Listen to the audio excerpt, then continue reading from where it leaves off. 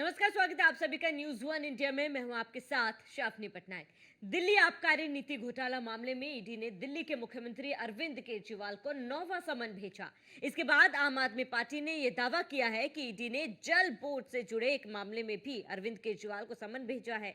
दिल्ली जल बोर्ड वाले मामले में सीएम अरविंद केजरीवाल को 18 मार्च को पेश होना है, जबकि आबकारी नीति मामले में 21 मार्च का समन है। प्रवर्तन निदेशालय ने दिल्ली जल बोर्ड मामले में धन शोधन निवारण अधिनियम की धारा 50 के तहत केजरीवाल को समन जारी किया है। ईडी दिल्ली जल बोर्ड में अवैध टेंडरिंग और अपराध की कथित आय के शोधन की जांच कर रही है। देखिए रिपोर्ट।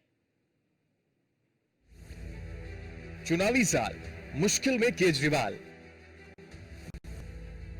ईडी का समन पर समन, केजरीवाल की बड़ी टेंशन। मनी लॉन्ड्रिंग का मामला, जांच में केजरीवाल ने सहयोग क्यों नहीं किया।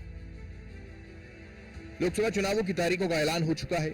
सभी दल अपनी चुनावी तैयारियों में जुटे हैं, लेकिन दिल्ली के सीएम अरविंद केजरीवाल हैं कि उनके सामने एक नई परेशानी खड़ी हो गई है। केजरीवाल की स्थिति अगर मगर वाली हो गई है, मतलब उनके आगे कुआं और पीछे खाई। केजरीवाल को फिर एक और समन। दिल्ली के सीएम केजरीवाल को ईडी का 9वीं बार समन।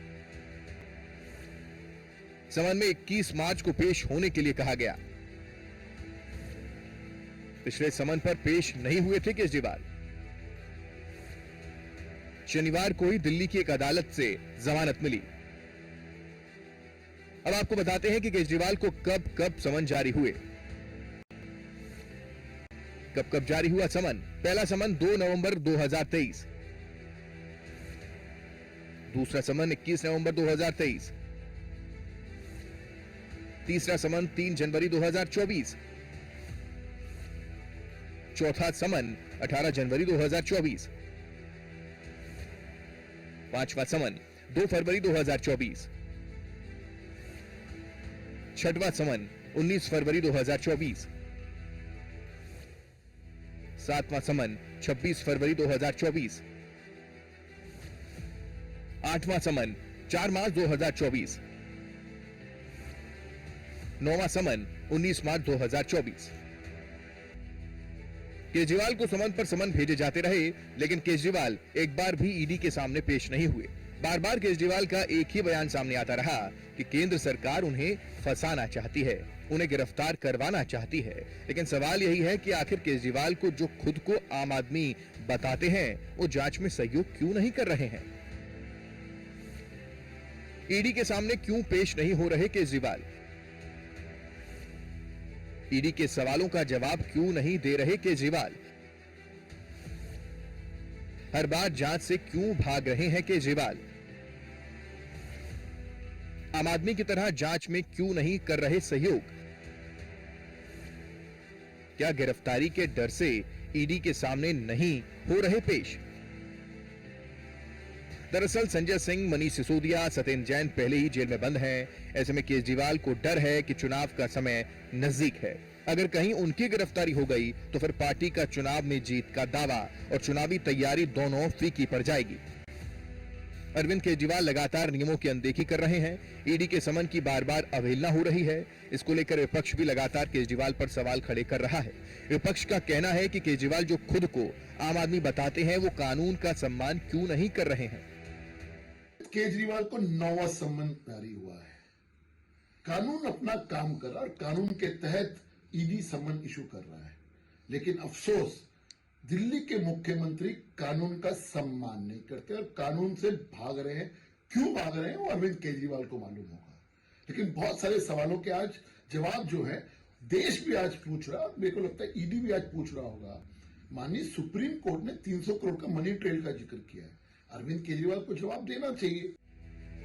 उधर इस पूरे मामले को लेकर पार्टी के नेताओं का भी बयान सामने आ गया। अरविंद केजरीवाल के समर्थन में उतरी दिल्ली सरकार की मंत्री आतिशी का कहना है, दिल्ली जल बोर्ड के इस मामले के बारे में कोई नहीं जानता। ये समन इसलिए भेजा जा रहा है क्योंकि केंद्र सरकार को पता चला है कि एक्साइज मामले में केजरीवाल का कोई हाथ नहीं है, इसलिए अब नई चाल चली जा रही है।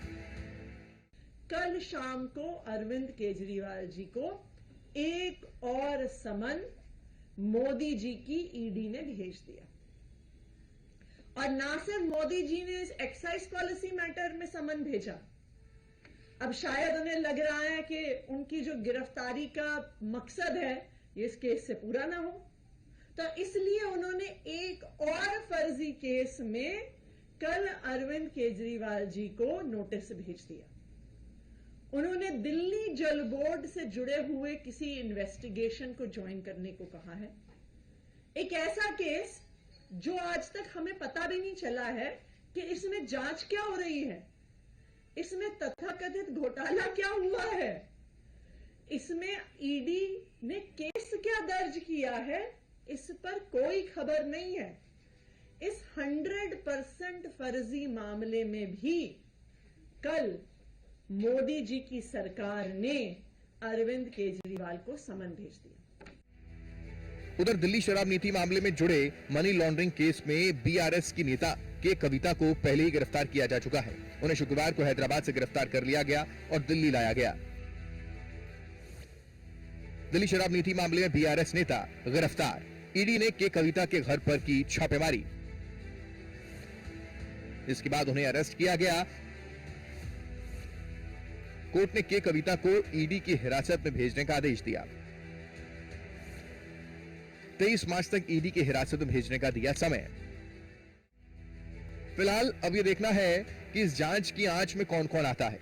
इसके साथ ही सवाल यह भी है कि अगर केजरीवाल को लगता है कि वो पूरे मामले में दोषी नहीं है, तो फिर ईडी के सामने पेश होकर जांच में सहयोग क्यों नहीं कर रहे हैं।